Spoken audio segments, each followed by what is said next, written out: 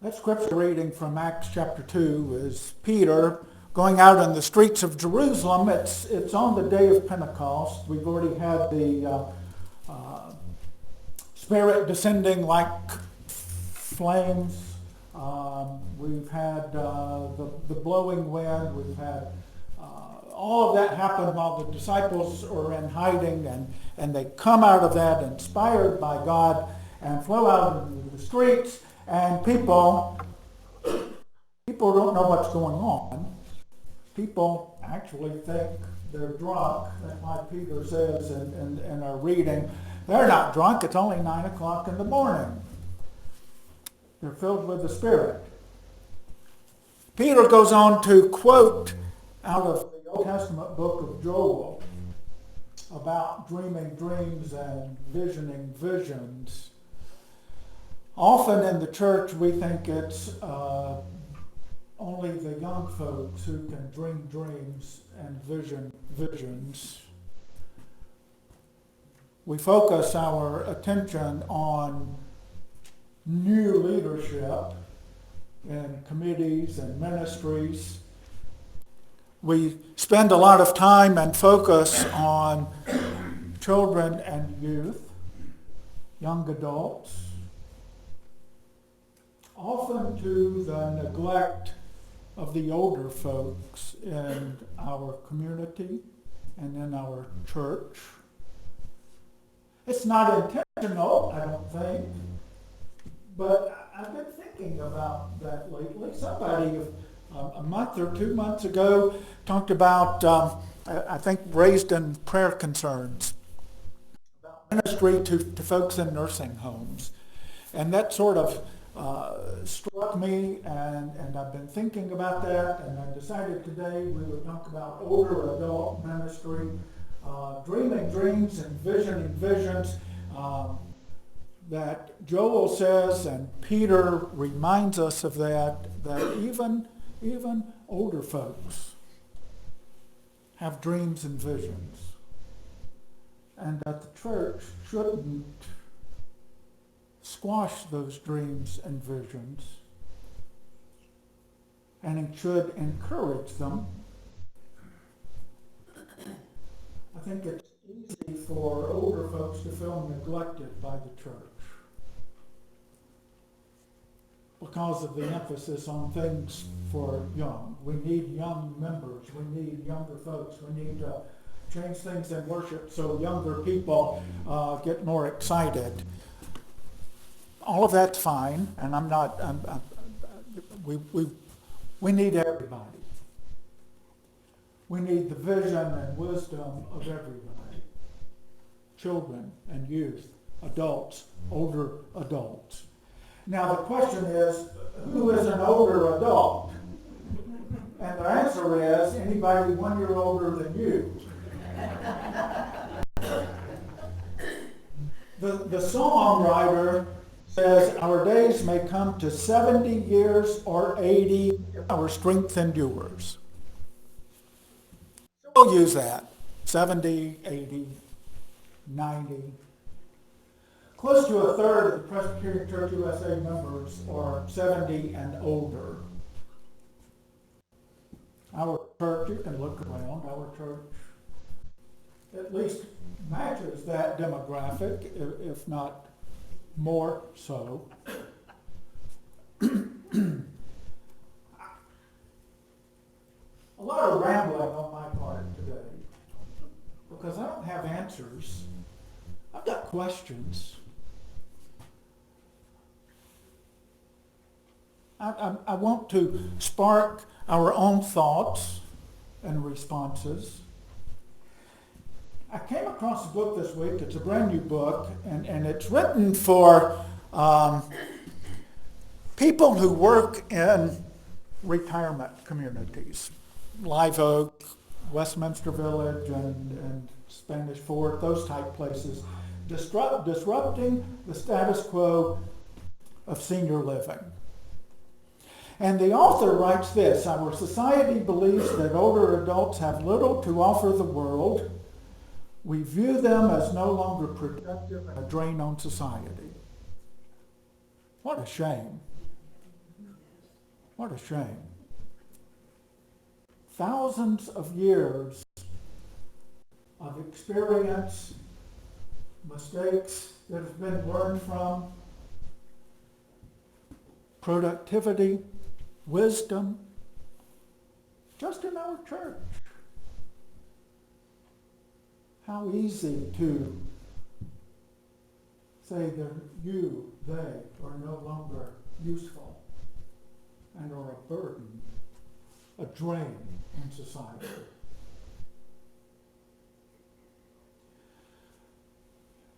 It's easy, I guess, because I'm not old yet. It's easy for older folks. Next year, maybe. It's easy for older folks, I think, to fall into kind of society's vision of what older people should be. Doddering around, playing bingo, sitting at home. And maybe older adults buy into that. Somehow they've learned that's what old age is supposed to be. The glory years have passed. There's nothing in the present, nothing to look forward to. The current AARP bulletin says much the same thing, and I think this applies to the church. We fall into the trap of believing that older people don't have anything to give back and are just consumers of services. We take away what we know people need, a reason to get up in the morning. Say amen to that. We see older folks as just consumer of services. They come to the church, they worship, they go home. They don't have anything to offer.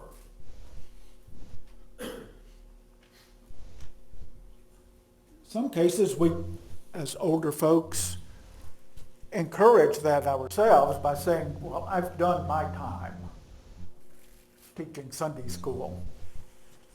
That prison sentence is over. It's time for somebody younger to do it. And older adults in the church become consumers instead of contributors. Historically, the elders in the community have not been viewed as disposable or drains on society. They are the ones who have the history, the culture, the tradition. They are the ones that the younger people are dependent on to learn, to cultivate their lives. We used to call up our moms to say, how do you make chicken noodle soup? Now we just Google how to make chicken noodle soup. That need for the wisdom of older people, somehow we have decided is not necessary. Because Google can answer all our questions.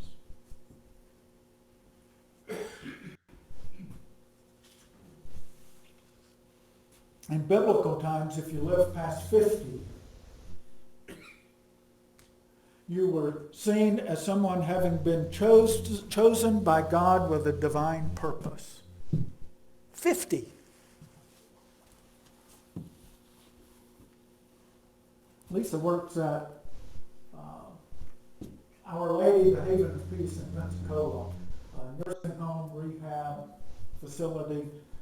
More and more, she is seeing people who come in not to live there for the rest of their days, but coming in for rehab so they can go back home to live independently, who are well in their 90s and even hundreds. And yet, oftentimes we overlook what they bring to the table.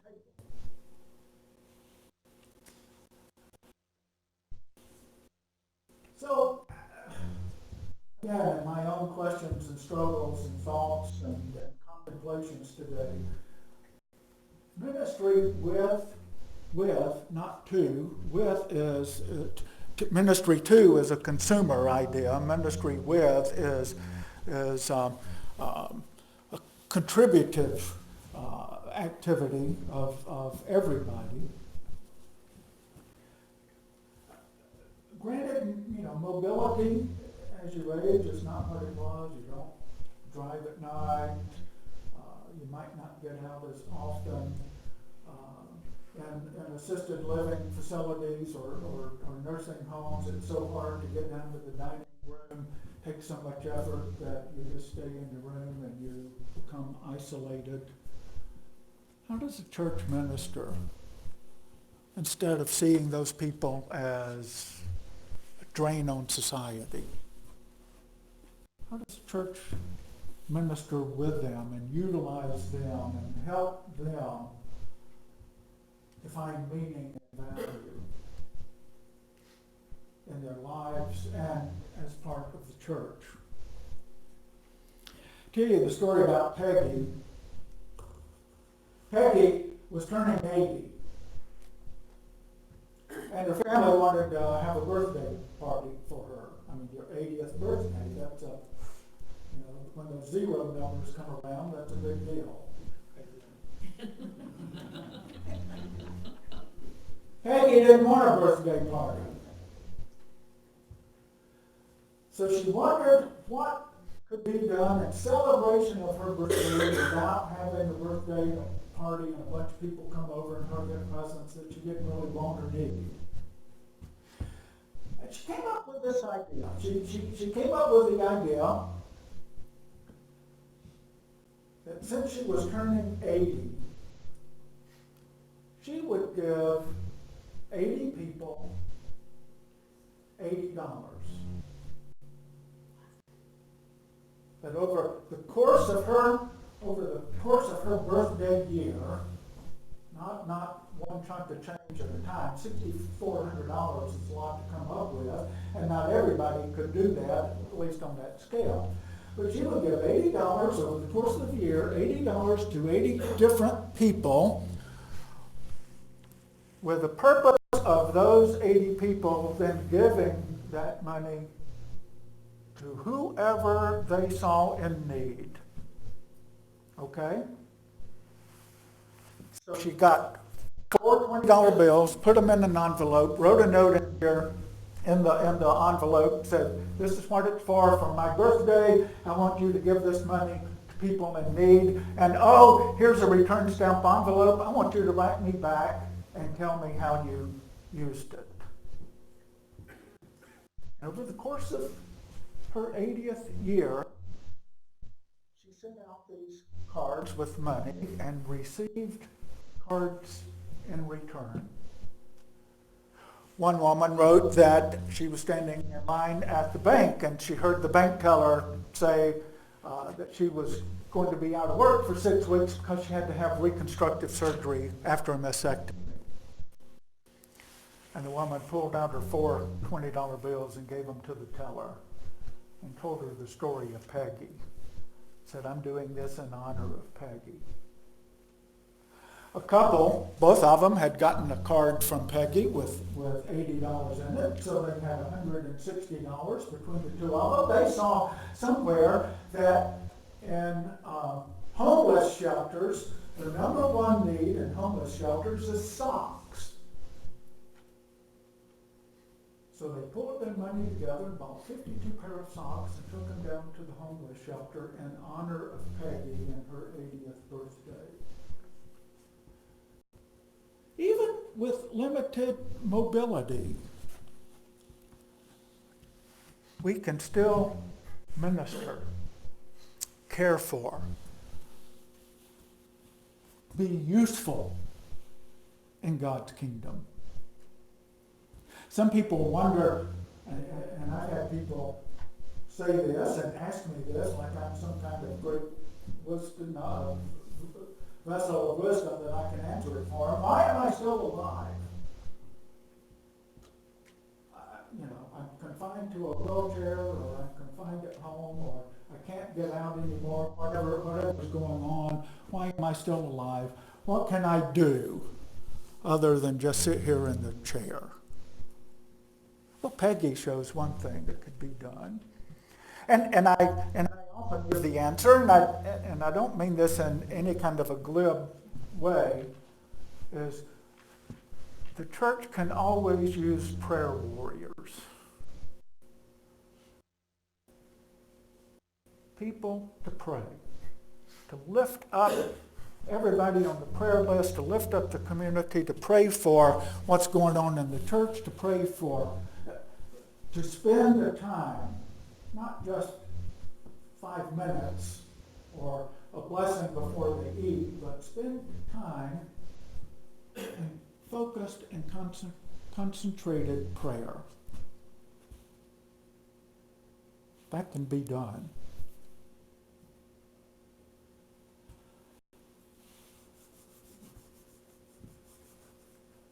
As we age, we might forget that we have something still to offer. People ask us, what did you used to do? Instead of, what are you going to do now? To learn new things. My mom learned to line dance. She grew up, you couldn't dance because it was sinful. But when she started going to the senior center, she decided it wasn't sinful anymore and that line dancing was fine. Computer skills, pottery. We read stories occasionally of 90-year-olds who jump out of airplanes for the first time. They've always wanted to go skydiving. Life is not over at retirement, or 70, or 80, or 90, or 100.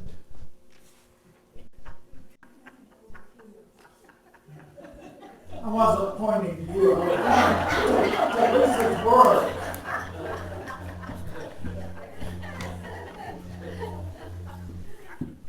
We often fail as a church to consider the unlimited potential and opportunities for ministry that older adults have to offer. And we often think as older folks that we have nothing to offer, that our time has passed. We need to step out of the way and instead of being contributors, be consumers.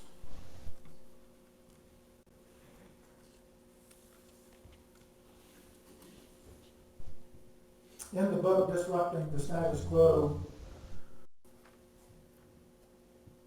the author cites 3 negative experiences that people with limited mobility have. You might can relate to these, and you may know people that it applies to. The first is loneliness. Being at home alone, being at home with a caregiver, being in an assisted living community or a nursing home, a lot of loneliness. A room full of strangers. How can we help address that? Helplessness. You've got gifts to offer, but nobody to receive them. Nobody wants your help. You see things in the community where you live that could be improved, and you've got the skills to improve them, and they tell you, no, leave it to us. You just enjoy your retirement.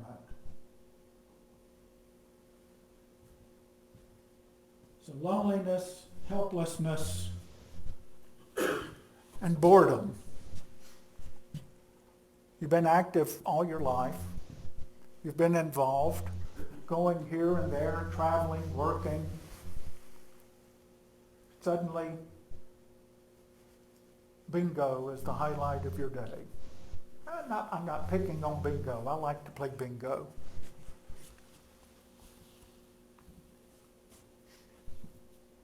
Surely, and I don't, this is not something that could work in the session mandating we're going to start doing this. I think people just do it.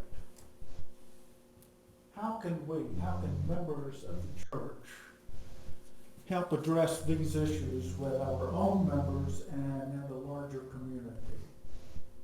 People, because of the way they are confined, are living lives of loneliness, helplessness, and boredom. Sue Johnson at the 8 o'clock wanted to make sure that I told you can volunteer at the hospital. She volunteers 4 hours a week, and she gets lunch. I know there's a younger woman who volunteers there. I don't know her story. I've just seen her there several times. Who's in a wheelchair. Yet she's a volunteer at the hospital. So even mobility restraints don't prohibit helping others. So my questions are, and I don't have answers. Again, I've just got questions. And you're the ones that can answer them. How do we utilize the gifts and talents of older adults? What about those confined at home? How do we utilize their gifts and talents? How can we make sure that everyone in the church, not just the young, and not just the middle-aged, and not just the older folks, but everyone in the church are contributors and not just consumers? What mindset does that have to change? What attitudes does that have to change? How do we renew Peter's words there on the day of Pentecost that young folks and older folks alike will dream dreams and have visions and bring that to reality? You let me know. Because I don't have the answer. Thanks be to God.